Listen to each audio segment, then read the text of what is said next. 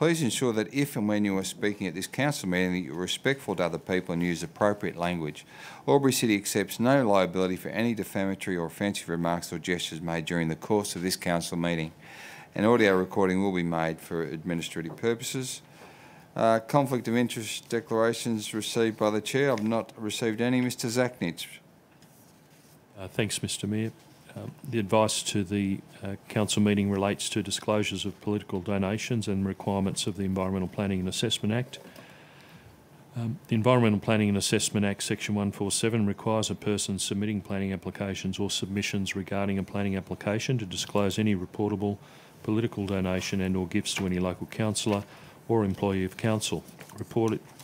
Reportable political donations include those of or above $1,000. The disclosure statement forms are available on council website or from the Customer Service Centre and must be lodged in accordance with the Act. The forms are also available at the back of the chamber during meetings. In dealing with development applications, councillors need to take into account specific matters contained in the Environmental Planning and Assessment Act. Accordingly, the provisions of Section 79C1 of that Act are set out in the Council Officer's report detailing issues to be considered. The Local Government Act 1993 Section 375A requires that a division be called whenever a motion for a planning decision is put at a meeting of the Council. Planning decision means a decision made in the exercise of a function of Council under the Environmental Planning and Assessment Act, including a decision relating to a development application, an environmental planning instrument, a development control plan or a development contribution plan under that Act, but not including the making of an order under Division 2A of Part 6 of that Act. Thank you, Mr Mayor. Thank you, Mr Zachnich. Apologies. Thank you, councillors. Councillor Doxey. Thank you, Mr Mayor. I move the recommendation that Council receive, note and accept the apology of Councillor Cameron and grant leave of absence for the meeting. Thank you. Councillor Thurley. I second the motion, Mr Mayor. Thank you. I'm happy to put that. All those in favour? Anyone against? The motion is carried. CM5, there is no mayoral minute. CM6, action plans. Happy to accept this as a block, 6.1 to 6.4. Thank you, councillors. Councillor Stutchbury. Thank you, Mr Mayor. I move that the following action plans be received and noted as a block. 1. Actions complete for noting only. 2. Actions awaiting response from external parties. 3. Actions in progress, and 4. Long-term issues, in brackets, more than 3 months. Thank you. Councillor Doxey. Happy to second, Mr Mayor. Thank you. Councillor Stutchbury, do you wish to speak to that? I've had a look through them and it all seems okay to me, so no thank you. Okay. Councillor Gluckin, did you wish to speak? No, I was simply going to second, however. No worries. No problem. There being no further question or debate, happy to put the motion. All those in favour? The motion is carried. Thank you. Confirmation of minutes of the previous meeting held on Monday the 17th of December. Thank you, councillors. Councillor Thurley. Thank you, Mr Mayor. I move that the minutes of the council meeting held on 17th December 2018 at 6:38 be confirmed. Thank you. Councillor Doxey. Happy to second, Mr Mayor. Thank you. Councillor Thurley, do you wish to speak to those? No, thank you, Mr Mayor. There being no further question or debate, happy to put that motion. All those in favour? Anyone against? The motion is carried. Thank you. No reports from community forums, no notices of motion, no presentations and deputations. We have reports and minutes of committee and working party, CM 11.1, the minutes of the Lauren Jackson Sports Centre Advisory Committee held on Wednesday the 5th of December. Thank you, councillors. Councillor Thurley. Thank you, Mr Mayor. I move that council receive, note and accept the minutes and recommendations of the Lauren Jackson Sports Centre Advisory Committee meeting held on Wednesday the 5th of December 2018. Thank you. Seconder, please. Councillor Doxey. Happy to second, Mr Mayor. Thank you. Councillor Thurley, you wish to speak to that at all? No, thank you, Mr Mayor. Okay, no question or debate. Happy to put the motion. All those in favour? Anyone against? The motion is carried. Documents for sealing 12.1. Thank you. Councillor Stutchbury. Thank you, Mr Mayor. I move that council authorises its seal to be affixed to the documents outlined below in the presence of 2 signatories authorised to affix the seal pursuant to Regulation 400 of the Local Government General, Regulation 2005, and the Council Seal and Management of Legal Documents and Advice Procedure. A. deed of assignment of lease, LA&R Gerety to G.A. Miller, Lot 32, Albury Airport, FIL 09/01721, and B, deed of lease, AlburyCity to Catherine O'Neill, Maryville Way Road Reserve, commencing 1 January 2019 for 5 years, FIL 10/02641. Thank you. Councillor Gleichen. Wait a second. Thank you. Councillor Sutch, would you wish to speak to that? No, thank you. There being no further question or debate, happy to put the motion. All those in favour? Anyone against? The motion is carried. CM 13, Officer Reports for consideration. 13.1, the Legislative Compliance Policy and Procedure. Councillor Thurley. Thank you, Mr Mayor. I move that Council A adopt the draft Legislative Compliance Policy and Procedure as presented, and B, endorse that the finalised documents be placed on the Public Policy and Procedure Register. Thank you. Councillor Doxey. Happy to second, Mr Mayor. Thank you. Councillor Thurley, I have a question. Did you wish me to take the question before Yes, debate? thank you, Mr Mayor. Councillor Con, question? Thank you, Mr Mayor. My questions are through to Mr Keys, I believe, and I understand they probably need to be taken on notice. Last year, I received a number of complaints from residents about perceived pollution of waterways by residential development in Saguna. My question is, how many breaches of consent with potential environmental impact have staff investigated during this term of council, and what action was taken? I'm assuming that'll be taken on notice. Mr Zaknich? Yes, we'll take that one on notice, thanks. I have a second question as well. Second question? My second question is, I understand from the Sustainability Advisory Committee that staff are preparing a report on the Biodiversity Conservation Act. My question is, can that report also include all of the mandatory requirements and the impact of those requirements on AlburyCity? Mr Zaknich? Sorry, just for clarification, the impacts of the Biodiversity Act. Sorry, the mandatory legislative requirements under the Biodiversity Conservation Act. Yes, certainly. We'll take that on notice and endeavour to cover those off. Thank you. Well done. Yep. Councillor Thurley, did you just speak to the item? Briefly, this is a matter, of course, which arose in the Audit, Risk and Improvement Committee, because Council is required to conform to a huge amount of legislation, and if someone inadvertently doesn't realise the law has been changed, then it places Council at risk, and that was one important point noted in ARIC, and this is a good step to ensuring that we have the right procedures in place to keep track of legislative changes that occur. Thank you. There being no further debate or question, I'm happy to put the motion. All those in favour? Anyone against? The motion is carried. CM 13.2, provisions for hollow-bearing trees and native vegetation. I do note Mr Watson has left. Councillors. Councillor Con. Thank you, Mr Mayor. I'd like to move a motion that's different to the recommendation in the report, please. Yeah. That Council A, note the report. B, request a subsequent report including the following further information by June 2019 at the latest. A, in the current, that should say current term of not currently, term of council, how many hollow-bearing trees have been cleared for development in Saguna-Willinga on developable land, and whether tree assessment reports supported the removal of each hollow-bearing tree. B, whether any studies have been conducted to confirm the improve and maintain outcomes sought by biocertification. C, how AlburyCity is offsetting the cleared hollow-bearing trees and whether approved offsets are being monitored to confirm the improve and maintain outcome of biocertification. And D, what measures other councils in New South Wales have taken to protect native vegetation that is considered best practice. And C, provide this report and the further information requested in B to the SAC for consideration and feedback prior to its consideration by council, including recommendations to council for updates to TPO provisions and assessment criteria for tree assessment reports required by the DCP. Thank you. Councillor Stutchbury. Yes, Mr Mayor, I would like to second that motion. Thank you. Councillor Con, did you wish to speak to your motion? There are no questions. Yes, thanks, Mr Mayor. Look, my amendments are essentially all requests for more information, so hoping they'll be supported by fellow councillors. It was great to see that this report does acknowledge the significance of hollow-bearing trees, and not just for habitat value, but listing from the report stormwater management, pollution filtration, soil stability, microclimate regulation and public amenity. And I'll acknowledge also Professor Watson, who's not here anymore, but who reiterated their importance to us tonight. But there were a couple of things that I was disappointed by in this report. Firstly, that its recommendations weren't put to the SAC for comment, and I'm hoping to address that through Part C.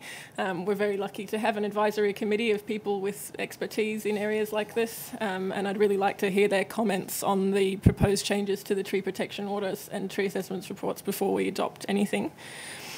And I suppose the second reason that I was disappointed, the reason that I asked for this report last year was because of community concerns about vegetation clearing in our growth areas, some of which I share.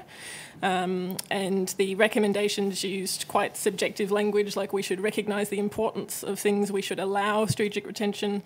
I don't think that strengthens our protection, and I think it actually provides less certainty to developers.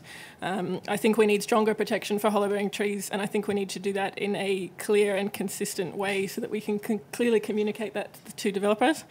I'm sure you're all tired of me moving amendments to conditions of consent on the day of approval to protect 1 or 4 or 6 trees, and the way we can prevent that is to strengthen our protections in advance so developers know that we expect those trees to be protected. I hope that you'll support this version of the motion and we can revisit the issue in June once we've got a lot more information and input from our advisory committee.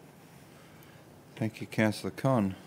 There appears to be no speakers for or against. Did you wish to close debate? No, thank you. Happy to put the motion. All those in favour? Anyone against? The motion is carried. Thank you. It's 13.3, the draft Flying Fox Colony Management Plan. Thank you, councillors. Councillor Stutchbury. Thank you, Mr Mayor. I'm only moving this because Councillor Cameron is absent today. I move that Council A receive and note submissions received in response to the public exhibition of the draft Permanent Park in brackets Leanie's Bend Flying Fox Camp Management Plan, and B adopt the draft Permanent Park in brackets Leanie's Bend Flying Fox Camp Management Plan with amendments as identified in attachment 1. Thank you, Councillor Thurley. I'll second the motion. Thank you, Councillor Stutchbury. Did you wish to open debate? Look, I'm not going to really debate this. I'll just make the comment that regardless of what Councillor Cameron thinks of flying foxes, we've got them here and they are a vulnerable species and they need to be looked after. And furthermore, because they potentially carry pretty nasty viruses like lyssavirus and hendrovirus, it's a good idea to keep them separate from humans. I think that both those objectives are going to be carried out if the recommendations in this report are followed through. So that's all I'll say on the matter. Thank you, Councillor Stutchbury. I think Councillor Cameron was more worried about his local fruit, wasn't he? There being no further debate or question, happy to put the motion. All those in favour? Anyone against? The motion is carried. 13.4, current use of single-use plastics at AlburyCity Council. Councillor Conn. I hadn't pushed my button, but I'm happy to move that Council, in conjunction with Wodonga City Council, develop a single-use plastics policy by 30 June 2019, including A, addressing reduction of single-use plastics for council operations and events, B, supporting the 2025 national packaging targets, and C, development of an action plan identifying suitable alternatives, including timeframes for implementation. Thank you. Councillor Thurley. Second the motion, Mr Mayor. Thank you. Councillor Conn, did you wish to speak to that? Look, only briefly, I think we're all aware of the issues with recycling now that China's no longer accepting a large amount of recycling. The best thing we can do is reduce consumption before it happens rather than look to recycle our plastic, ideally. We can be leaders in the community by doing this, and I think it's a reasonable recommendation that we do that in collaboration with Wodonga City, so I look forward to seeing that policy later this year. Thank you. Councillor Vanderman, do you have a question? Yeah, I just feel that point A is just a bit meaningless. There's, I mean, if you have one less item of single-use plastics, you're meeting the objectives. Item A. Is there any point in having a reduction target rather than just addressing reduction of single-use plastics, because that's just a nothing point. It should be halfway, shouldn't it? 50% target. Well, whatever. I mean, if you have, you'll meet that criteria if you reduce it by one item that you're not using. So.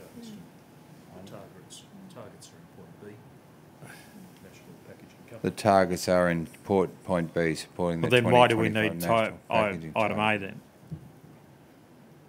If we're already supporting the 2025 national packaging targets, why do we need a separate item under A?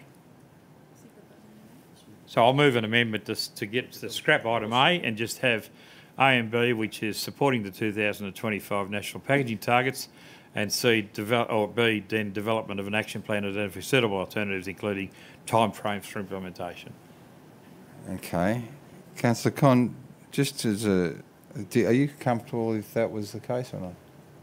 I don't really see the need to amend it. If it's duplicating, then it'll have the same effect either way. Yeah, I'm happy to leave it as it is. Councillor Vanderman, did you wish to? It doesn't matter. No. Okay. Councillor Thurley.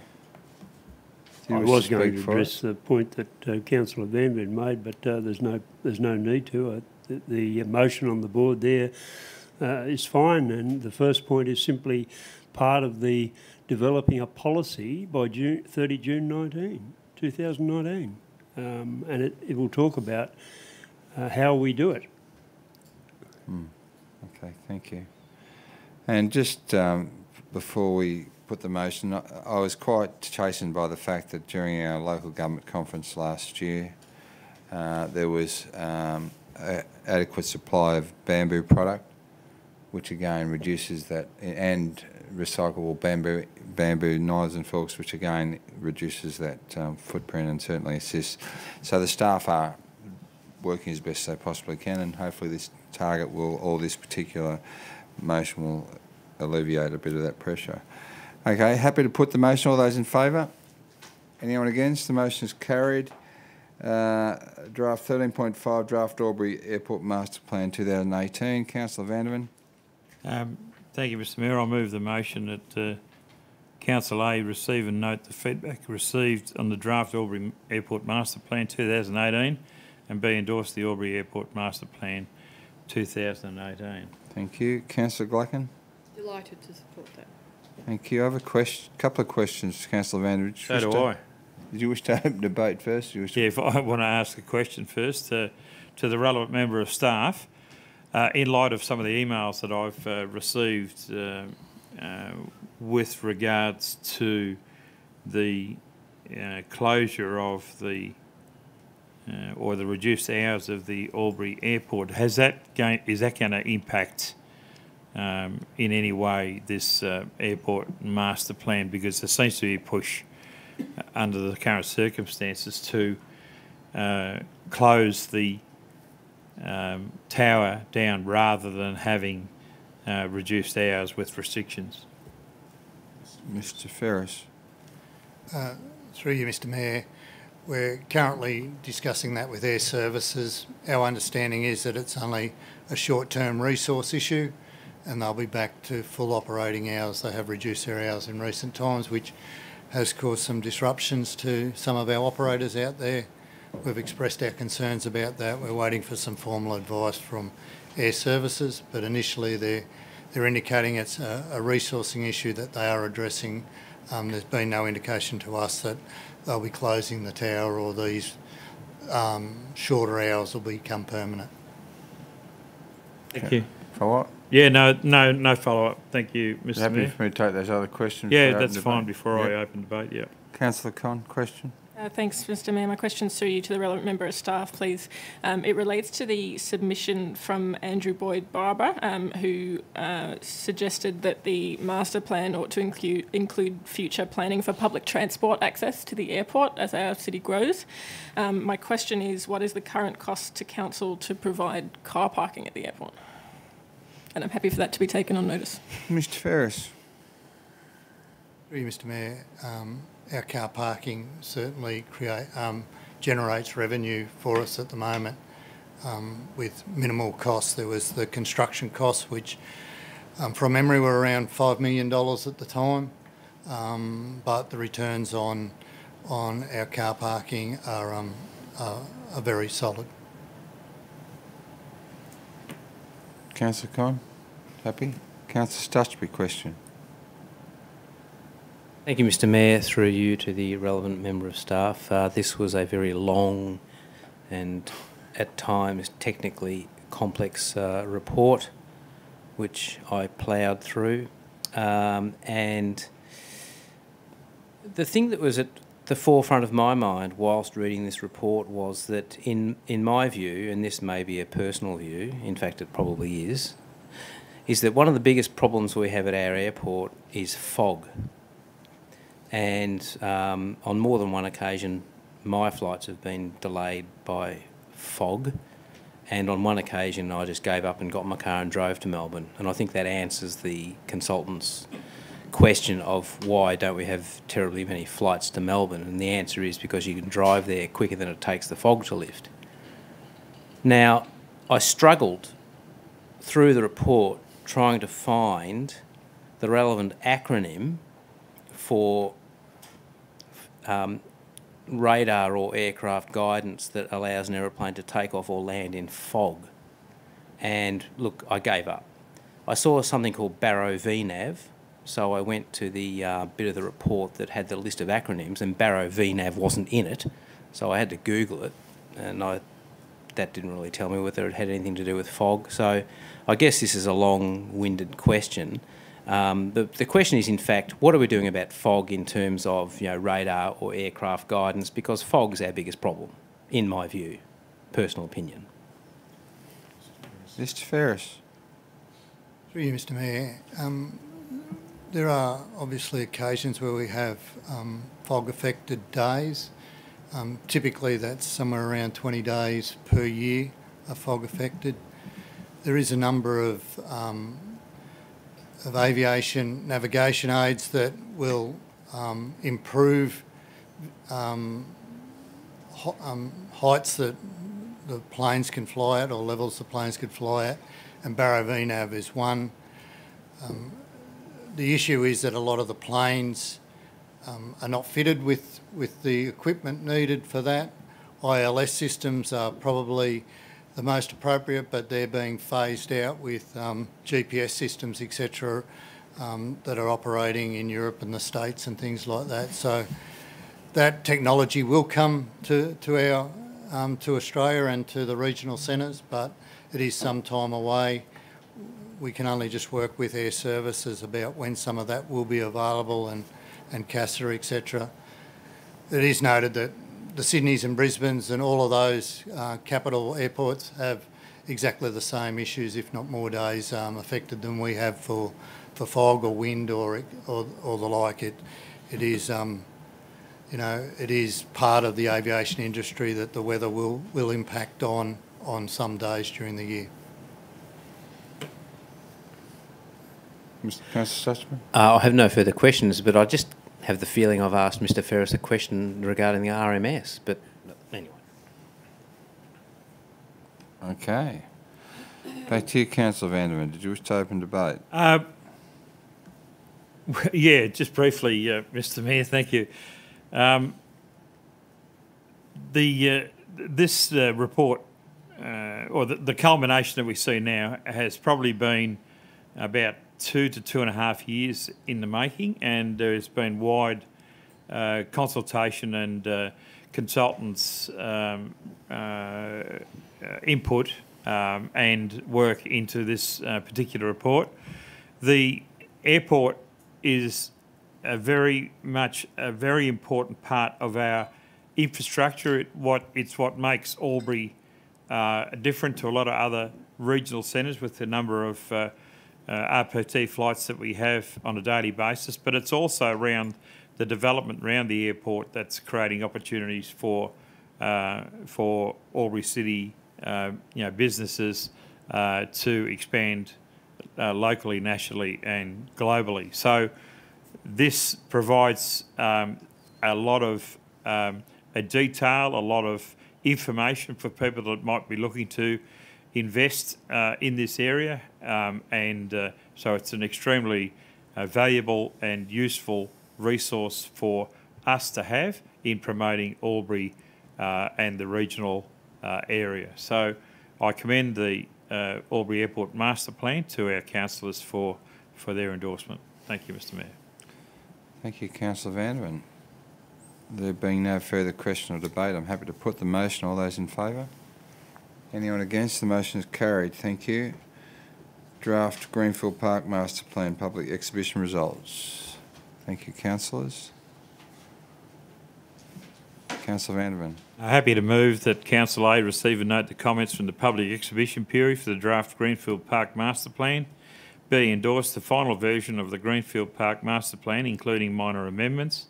C, reallocate $200,000 for detailed design of the sports pavilion from the current 4-year delivery program 2020-21 to 2019-20.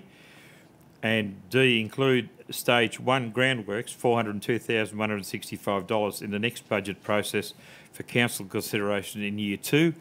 And E, include $2 million funding for construction of the sports pavilion, being 50% of construction costs in the next budget process for council's consideration in Year 4 to align with potential grant funding opportunities. Councillor Thurley. I'll second the motion. Councillor Vanderman, do you wish to open debate on that item? Yeah, look, there's quite a lot of users, and obviously there's a lot of good feedback from different user groups and individuals around the proposals, and it's good to see that some of those issues have been taken on board by council staff, and the draft plan amended accordingly. It is a very important part of our public infrastructure here for the sports that are involved, and I, for one, don't have any issues around providing some priority funding over the next few years for this particular project to continue and eventually reach a conclusion. Thank you, Mr Mayor. Thank you, Councillor Vanderman. There are no more speakers for or against. I just wonder whether there is capacity for an F on that particular recommendation. I understand that Wodonga, or Murray United more specifically, have been making inquiries with Albury Thunder about sharing a rectangular stadium. Their view is a little bit more grandiose than most, which is consistent with their committee, but under our two cities, one community proposition, I can see an opportunity in this particular project to be included as a rectangular park strategy under the two cities, one community banner. I'm just wondering if F should also include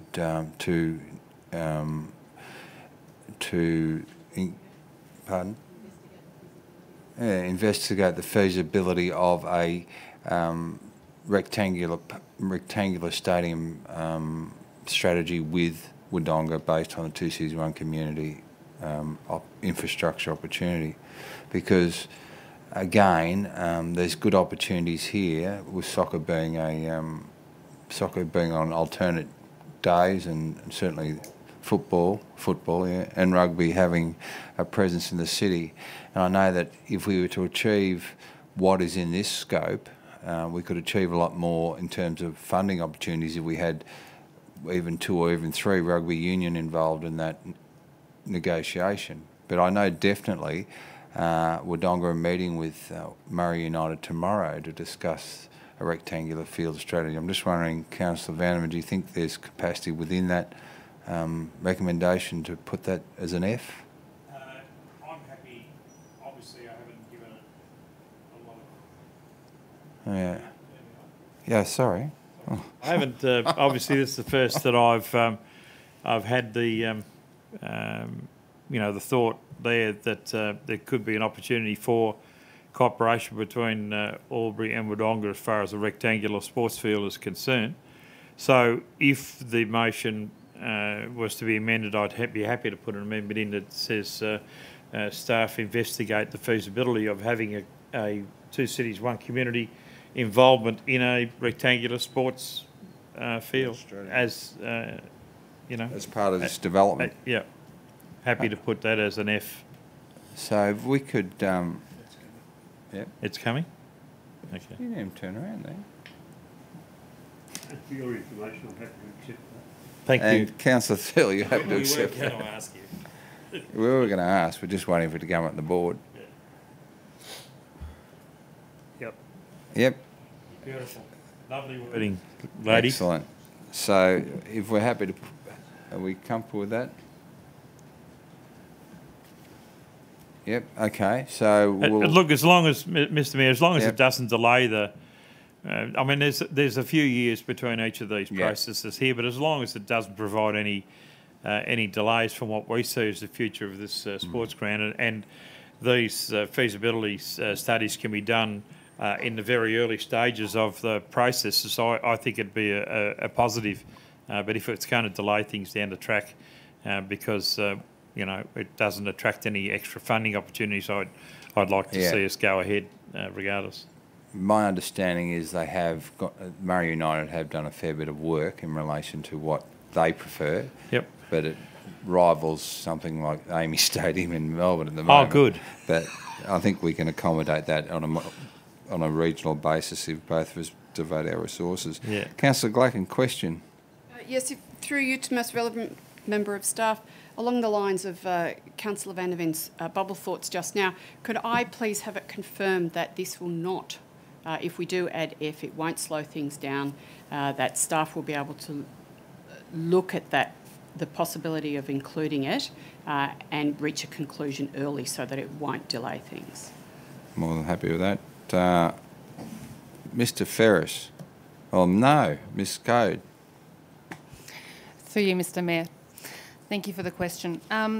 In developing the Greenfield Master Plan, staff have consulted with the guidelines for the Murray United Soccer guidelines, so they've already been taken into account, number one. And number two, as part of our Two Cities, One Communities Action Plan 3.3.2, we are investigating a consolidated sports and recreation strategy in 1920, and staff are already talking to Wodonga Council and will continue to talk to Wodonga Council to make sure we are consolidated and aligned. This is not at odds with anything that Wodonga is planning. Thank you. Excellent. Councillor Van der Ven, did you wish to close debate on this item? No, thank you, Mr Mayor.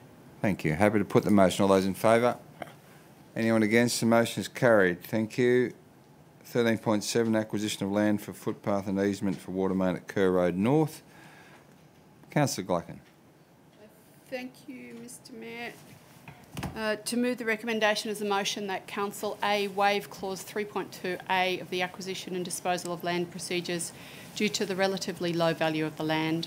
B, approve any documentation required to create easement and road reserve over the land known as Lot 925 in DP 1245055.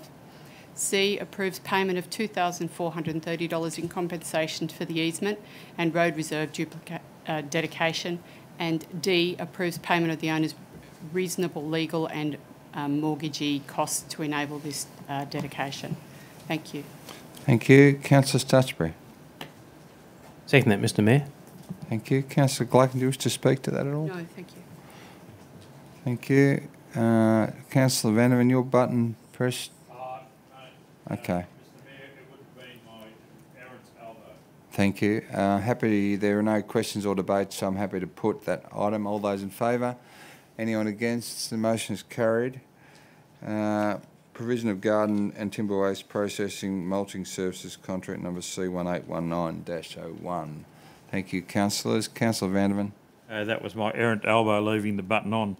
I'm happy to move the recommendation the council accepts the tender from Oz Shredding Proprietary Limited for schedule of rates contract number C1819-01, provision of garden and timber waste processing over a 2-year term commencing 1 March 2019 with an estimated value for Albury City Council of $475,200 inclusive of GST. Thank you. Councillor Stutchbury. Second that, Mr Mayor. Thank you. Councillor Vanderman, do you wish to speak to that? No, the report is very comprehensive and leads to this very clear recommendation. Thank you. Thank you. Okay, happy to put that motion. All those in favour? Anyone against? The motion is carried. CM 13.9, development application 10.2018.3634.0.164 Maryland Way. Thank you, councillors. Councillor Stutchbury. Thank you, Mr Mayor. I move that Council A receive and note the contents of this report and B grant consent to development application 10.2018.36340.1 for an attached dual occupancy development and front fence at 64 Maryland Way, Albury, subject to the conditions contained in the draft determination included in this report at attachment 4 to this report. Thank you. Councillor Thurley. I'll second the motion, Mr Mayor. Thank you. Councillor Stutchbury, do you wish to speak to that? Just briefly, this development was brought before us last year. There were some issues regarding it being 2-storey and overshadowing, and it would appear from my reading of the report that those issues were resolved to the satisfaction of the planning staff. Some of the other issues that were raised by objectors included that it was 2-storey, plenty of 2-storey places around there. So all in all, I think that the developers have been responsive to suggestions from staff and the report looks fine to me. Thank you. Thank you, Councillor Stutchbury. There being no further questions or debate, happy to put the motion. All those in favour? Councillor Stutchbury, Councillor Doxey, Councillor Mack, Councillor Con, Councillor King, Councillor Glacken, Councillor Thurley and Councillor Vanderman. The motion is carried. Thank you, councillors. 13.10, development application 10.2018.36508.1, 445 Wagga Road, Lavington. Councillor Thurley. Thank you, Mr Mayor. I move that Council A receive and note the contents of this report and B grant development consent to development application 10.2018.36508.1, proposing construction of a commercial office building, car parking, signage and landscaping at 445 Wagga Road, Lavington, subject to the conditions contained in the draft determination included in this report at attachment 1. Three, sorry. Thank you. Councillor Doxey. Happy to second, Mr Mayor. Thank you. Councillor Thurley, you wish to speak to that? No, thank you, Mr Mayor. Thank you. Okay, I'm happy to put that motion. Put the motion. All those in favour? Councillor Stutchbury, Councillor Doxey, Councillor Mack, Councillor Con, Councillor King, Councillor Glacken, Councillor Thurley and Councillor Vanderman. The motion is carried. Thank you, councillors. CM 13.11, delegation of authority for development applications review. Councillors, thank you. Councillor Thurley. Shouldn't have pressed my button for this one, should I? Why? What's it fairly long? Yes, it's almost a full page. Thank you, Mr Mayor. I move it is recommended that Council A review the current delegations of authority for the determination of development applications to enable continued scrutiny of significant local development whilst reducing the demands for reporting and processing applications of less significance. B, amend the delegations of authority from Council to the General Manager under Part 2, Item 84 as follows. Determine development applications, including Section 96 and complying development applications made under the Environmental Planning Assessment Act 1979 and relevant regulations except in the following circumstances.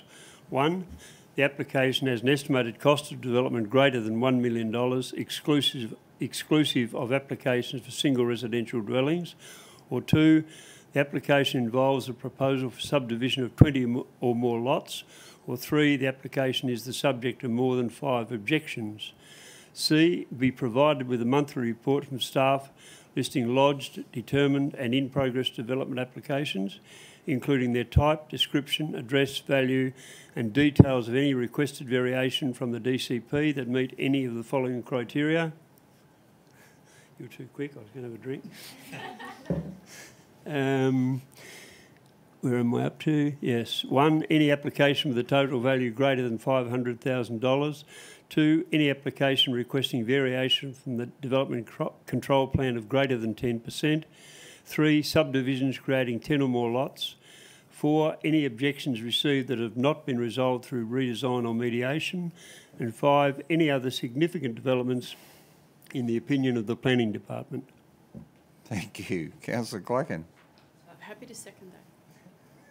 Councillor Thurley, did you wish to open debate or do you want a breath?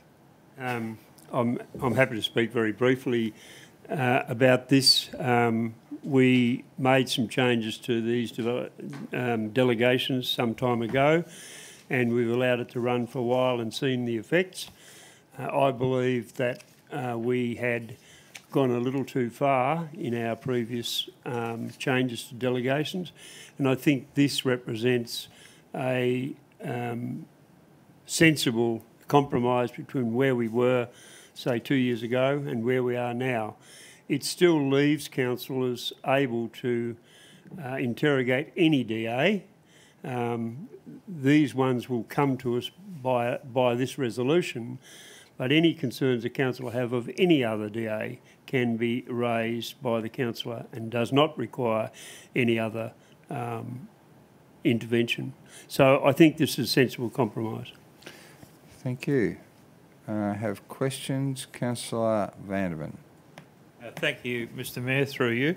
My question relates to the issue around councillors calling up DAs for determination by council, and also what rules govern the calling up or the request to have a DA come before council by anybody in the community. Are those delegations separate from these? And if so, are they still in place as per my understanding? Mr Keys. Through you, Mr Mayor, I'll take those two questions separately. The first one is the delegations that entitle a councillor, 2 or more councillors, to call up any DA at any time and request that it be reported to council, is still preserved and still retained in the existing delegations. There is no proposal to change any of that. With regards to a request from the community members for a DA to be considered by council, that hasn't been the case. It doesn't exist at the moment, and there's no provision for that. It's based around these provisions, which is the number of objections and whether objections can be resolved. Typically, if there's a significant issue and it only involves one objection, if it's a significant concern to the community or broader community or council, then we would notify council in the briefings that we're going to give in workshops. And at that point, any councillor or the 2 councillors could then call it up. Just to follow up, Mr Yep. Mayor.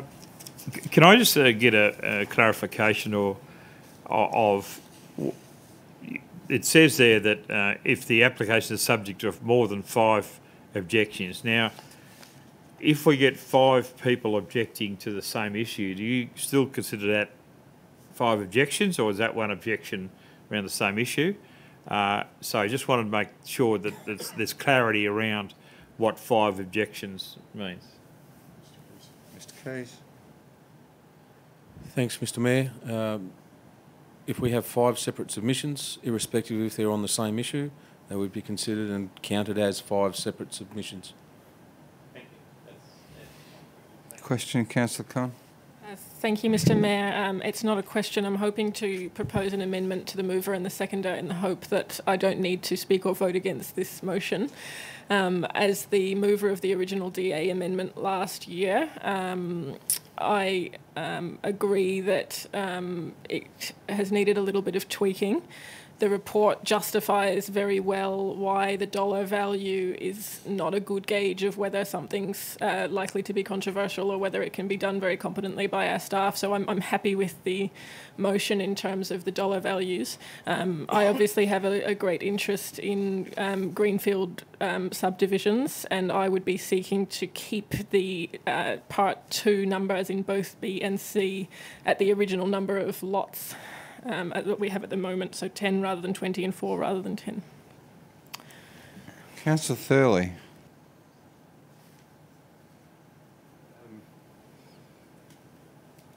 Councillor Glacken's ready to respond, so you can let her respond while I have a think. Righto, Councillor Glacken. No, I don't think we need to. So I'm not happy to put it in there, happy to debate why not, but I would prefer not to have that as an amendment, included as this, in this. Thank you. Councillor Thurley, I don't think you need to respond. I don't now, no. Thank you. Okay, so we had a speaker for, now we have a speaker against. Councillor Conn. Thank you, Mr. Mayor. I was hoping that we could agree so I wouldn't have to speak against the entire motion. Look, I think the number of applications that have been referred to us because of number of lots is extremely low. That's not a significant burden for the planning department. I believe it looks like on the horizon there are no applications that would come to us that wouldn't be coming already by changing that number from 20 back to 10. I'm concerned that in greenfield areas, and particularly sensitive greenfield areas, a 10-lot development is quite significant, and I'd like to continue to receive those. I really was happy with the report's justification for increasing the dollar value in both sections and for increasing the DCP variation section from 5 to 10%, but I really would like to be able to continue to scrutinise large subdivisions. Thank you. Question, Councillor Vandervan. Just the discussion around the dollar value brings to mind some argy-bargy around a development application that was clearly underestimated in value. Is that proposed to be somehow addressed in the recommendations as it stands? Point. Mr. Keys. Through you, Mr. Mayor, I'd have to respond that I don't believe the issue is related to delegations. The issue was related to the estimated value of development, and we pursued that in regards and directly with that application, and it's not didn't determine whether that application was brought before council. The predominant reason for bringing that was its significant site in a heritage conservation area and the number of objections we received in regards to that development. Councillor Vandervan. Can I just though have a follow-up, Mr. Mayor? So the issue I think originally was that it met all three criteria, that it was over 500,000, that there was more than 5 objections, and that it was in a sensitive area. But under the proposals to change the estimated value, it would have now fallen under that. So in a hypothetical case, what I'm basically looking for is, has the issue around underestimating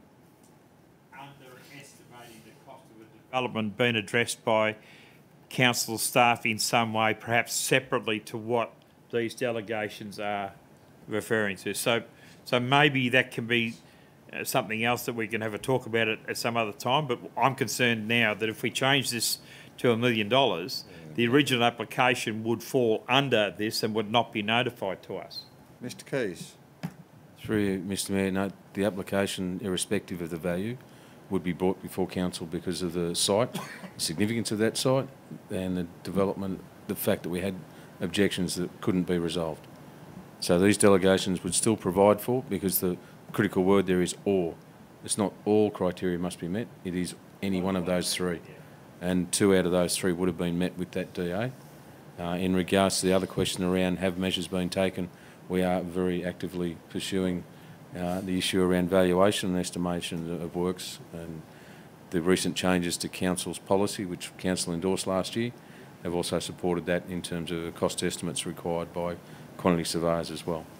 So, just, Mr. Mayor, if I just have another follow-up. Yep.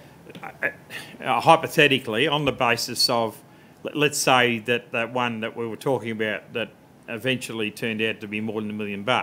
If there wasn't in a heritage area and there weren't any objections, if it's found that somebody underestimates their property and you find out that they've done it and it causes it to go over the threshold, would it then come before council under these circumstances?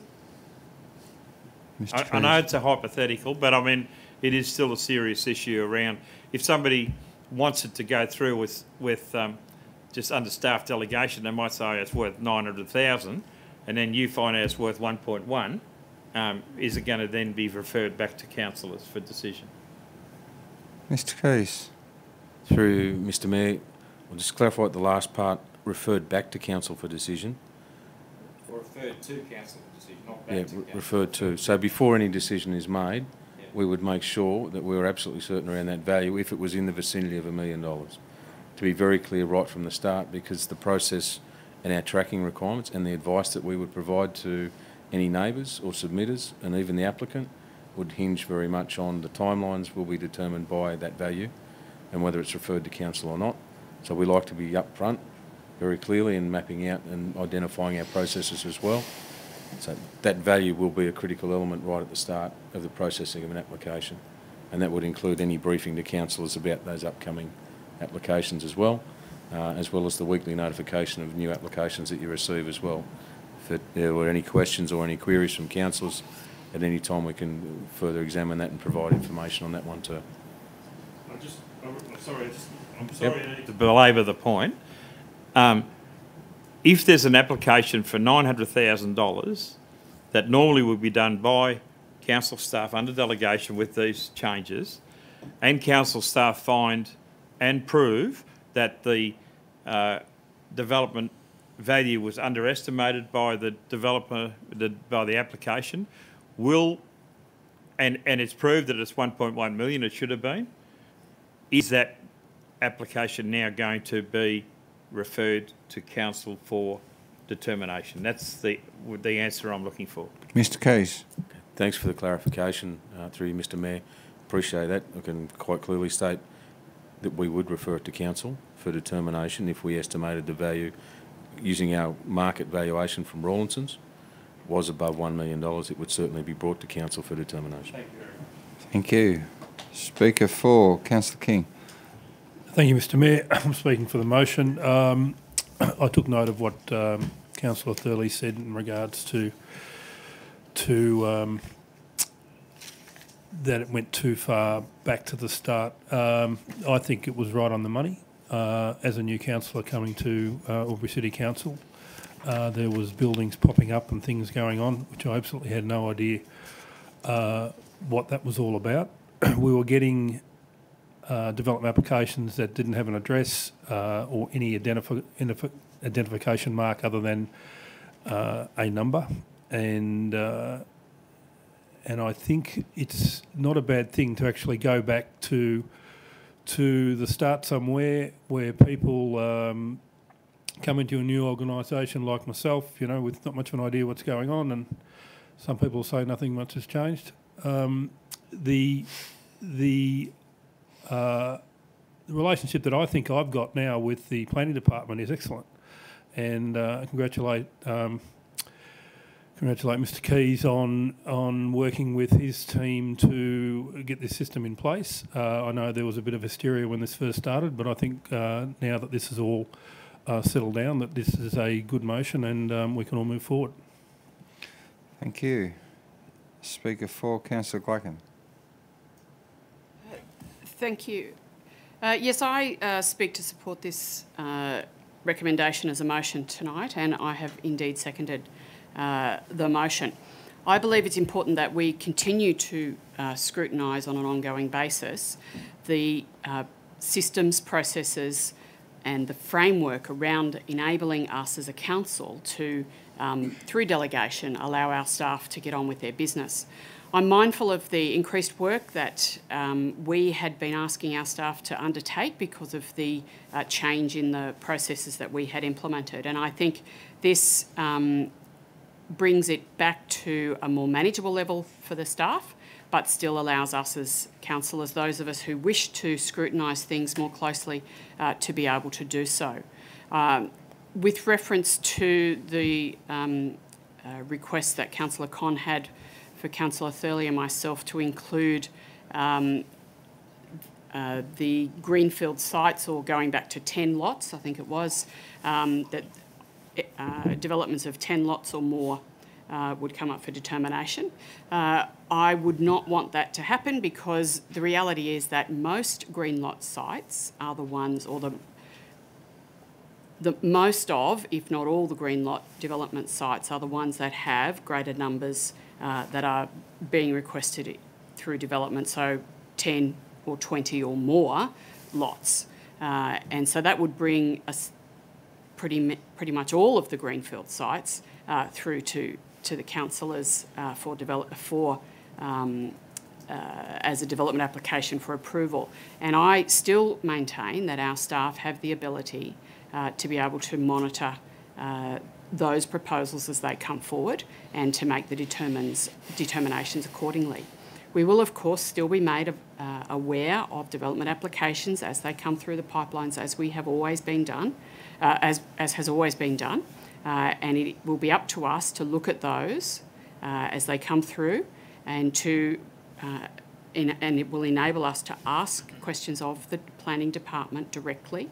And should there be issues that we feel uncomfortable with, any of us, we need simply to obtain the assistance of one other councillor for that to be brought forward, or indeed for us to ask the staff in the development in the department if they might be able to provide a briefing on that application to us as a whole of council at one of our briefing sessions.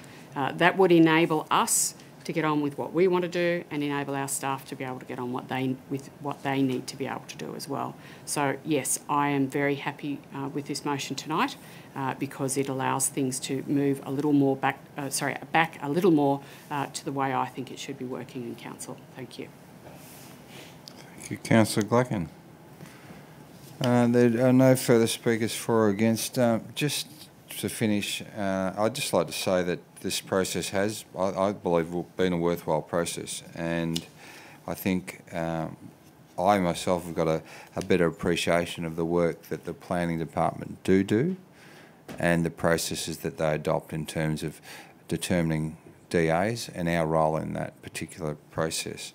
I think the current process needs probably to be amended as it is currently before us.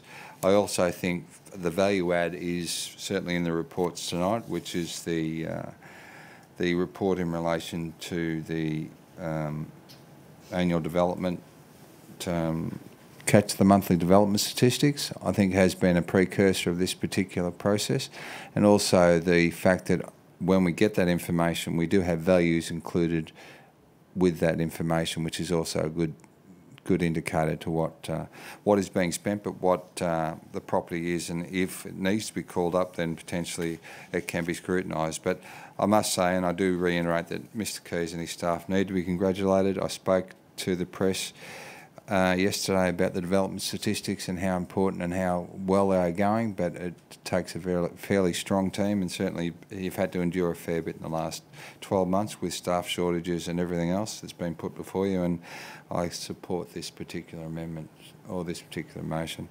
Councillor Thurley, did you wish to close debate? Very briefly, Mr Mayor. I appreciate Councillor Conn's concerns, but I believe that this does not prohibit and will not disadvantage us looking at any DA that we wish to call up.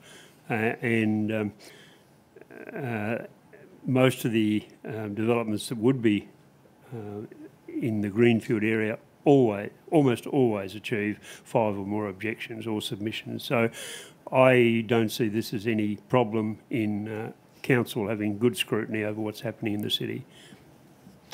Thank you. On that note, I'll put the motion. All those in favour? Anyone against? The motion is carried. Thank you, councillors. Officers' reports for noting investment balances December 2018. Councillor Vanderman. Thank you, Mr Mayor. I move the recommendation the council receive and note the investment balances report for the month of December 2018. Thank you. Councillor Glocken. Happy to second. Councillor Rather Vanderman. than opening debate. Yep. I noticed that the interest on investments box in the last page, just above the recommendation on the electronic copy, we're significantly above forecast and above last year, I believe. No, it's a little bit down on last year. But interestingly enough, the general fund over the last little period has seen a bit of a decline in its funds, and water and sewer funds are showing just a continual slight increase in their balances. So I'm a little surprised that the general funds seems to be performing better against budget than the other two funds. Is there any explanation for this? Mr. Finlayson. Thank you for the question. Through you, Mr. Mayor. With respect to the water fund and sewer fund investment income budgets, they were updated as part of the September quarter budget review from memory, and so that would have taken into account the trends that are occurring at that point in time and the available funds for investment. There wasn't the same level of adjustment made for the general fund investment income budget at that point in time, which is now being assessed as part of the December quarter budget review. And similar to the water and sewer funds, is the interest earned is dependent upon the available funds held compared to what was initially estimated. So that'll be updated as part of the December quarter budget review, which will be coming before council. Thank you. Did you wish to open debate on that? No, item? thank you, Mr. Mayor. Councillor King, did you wish to speak for this Yeah, I'll motion? speak for the motion, but also I noticed that and I raise this every time we have the investment balance, the WAW, Hume and thirdly, Bendigo Bank were able to put $14.8 million into certainly WAW and Hume, which we don't. We have a policy in place for local procurement and supporting the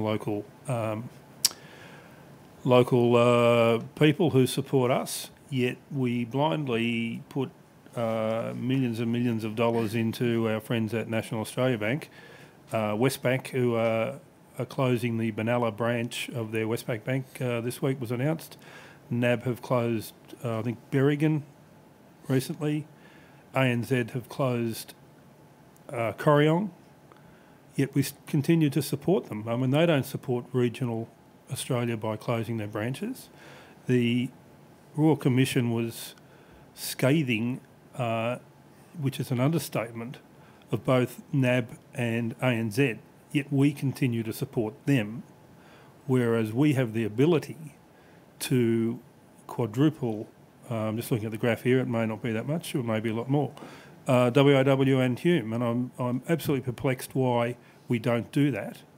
I spoke to the WAW branch manager and said, has anyone from the council approached you about interest rates or matching? He said, no, we'd love to have your business, but no one's come near us.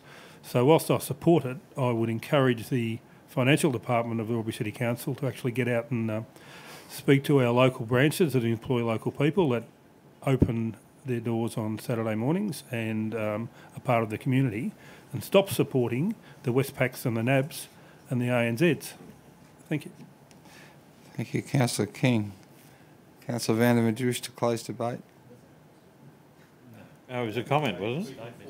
For the motion. He's speaking for and well said, might I add, and I concur with Councillor King's views, and I think that my previous comments in this regard would be noted somewhere about the blackmail that our New South Wales Treasury is holding us over a barrel, so-called, because they're saying that we need to divest ourselves of these investments in local institutions, or we will be denied access to Treasury funds at low interest rates for loans.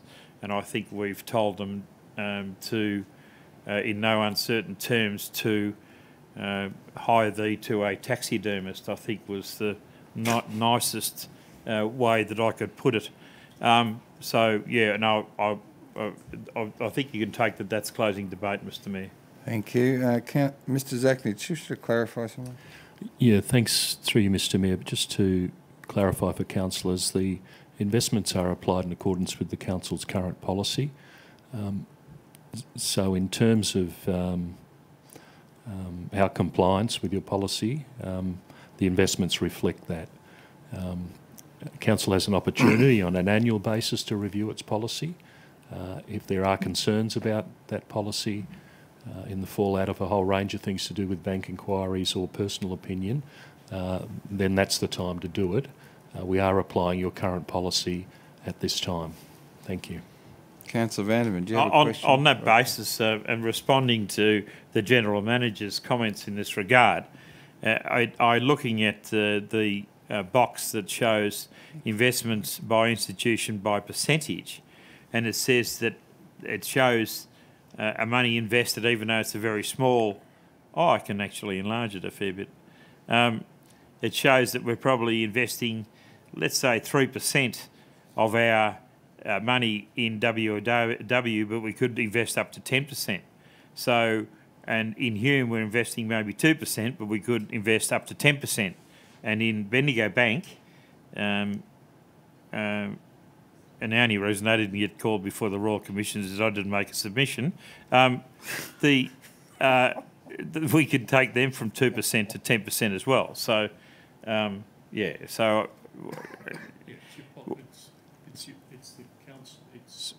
It's the council's policy settings. We're simply applying the council's policy. I understand that. I just want to make that clear. That you can invest up to 10% of our funds in WAW, Hume and Bendigo, but we're not doing that. We're only investing 3%, 2% and 2%. Correct. But from a policy perspective, Councillor Vanderman, as you would understand, we're applying the policy in the order of the criteria for financial investment as endorsed by the council, which means the higher rated banks in terms of credit rating are the focus for the council, notwithstanding the comments around the table. That's the area that the investments are made. Now, if there are changes to the investment policy that council wishes to make, at the next review, that's the time to raise those issues for an informed debate. Thank you. So you're suggesting we're not informed? Anyway, we'll move on from there. So is there an opportunity for us to bring forward our review of our investment policy? We have to wait to an annual date. I think you could put a motion to council at any point, is my understanding, to have that issue reviewed. So let's have it sooner rather than later. Well, we'll wait for your motion to come to council. Okay, I'm happy to... On that note, we've closed debate. We'll move on. I'm happy to put the motion. You've closed debate. The debate's closed. So I'm happy to put the motion. All those in favour? Anyone against? The motion is carried. Let's look at the monthly development statistics, CM 14.2. Thank you, councillors. Councillor Thurley. Thank you, Mr Mayor. I move that council receive and note the information in the monthly development stats for December 2018 report. Thank you. Councillor Doxey. Happy to second, Mr Mayor. Thank you. Councillor Thurley, just to open debate. I'll simply reiterate the comments you made earlier that it shows a vibrant and healthy city. Thank you. No further questions or debate. Happy to put the motion. All those in favour? Anyone against? The motion's carried. 14.4, councillor conference attendance, 1st July to 31st December 2018. Councillors. Councillor Stutchbury. Thank you, Mr Mayor. I move that council receive and note the report on councillor attendance at conferences for the period 1 July 2018 to 31 December 2018. Thank you. Councillor Thurley. I'll second the motion, Mr Mayor. Thank you. Councillor Stutch, would you wish to speak to that? Just very briefly, we don't appear to be attending an overly large number of conferences, and expending an overly large amount of money, and I'm pleased to see that Councillor Cameron uses a taxi when necessary. Thank you. Thank you, Councillor Stutchbury. On that note, I'm happy to put the motion. All those in favour? Anyone against? The motion is carried. I actually jump on there on 14.3, the 2018 Annual Development Statistics. Could I have a mover for that, please? Councillor Vandervan. Happy to move council receive and note the information in the 2018 Annual Development Statistics Report. Thank you. Councillor Stutchbury. Second that, Mr Mayor. Councillor Vandervan, do you wish to speak to that? No, thank you. No, it's self-explanatory. Thank you. Thank you. Happy to move that motion. All those in favour? Anyone against? The motion is carried. 14.5, the IPART review of value in general land valuation services pricing to councillors. Councillor Vandervan. Mr Mayor, I'll move that council receive and note the report regarding IPART's review of pricing for value of general services to New South Wales councils. Thank you. Councillor Thurley. I'll second that motion. Councillor Vandervan, do you wish to speak to that? Just to ask the question from the relevant member of staff, is are they going to take any notice of AlburyCity's submission? Mr Keys. No? Mr Finlayson. Through you, Mr Mayor, it's unclear what response we'll receive, but we know that IPART has received our submission. There was some contact staff has received regarding elements of our submission, and we'll wait for the draft report to be released. Councillor Vandervan? Yeah, just a bit of a follow-up.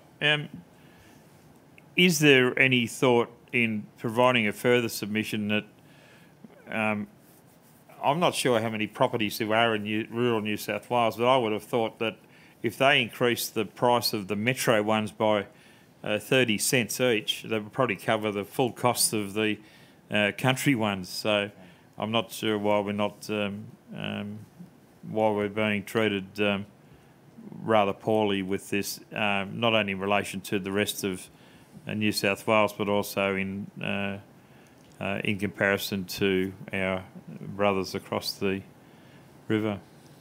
Mr Finlayson? It depends upon what methodology or what outcome they're trying to achieve. Previously, there was standardised pricing for each council. The valuer general in their submission has suggested more of a regional approach where there's different pricing, whether you're the City of Sydney, metro councils or rural councils. As indicated in the report, the change would result in a benefit to smaller rural councils having to pay less, and larger regional councils like ourselves having to pay more. It comes down to what was the objective of the pricing in the first place. Another element highlighted in our submission is whether the costs that local government bear regarding the valuer general, whether that represents value for money.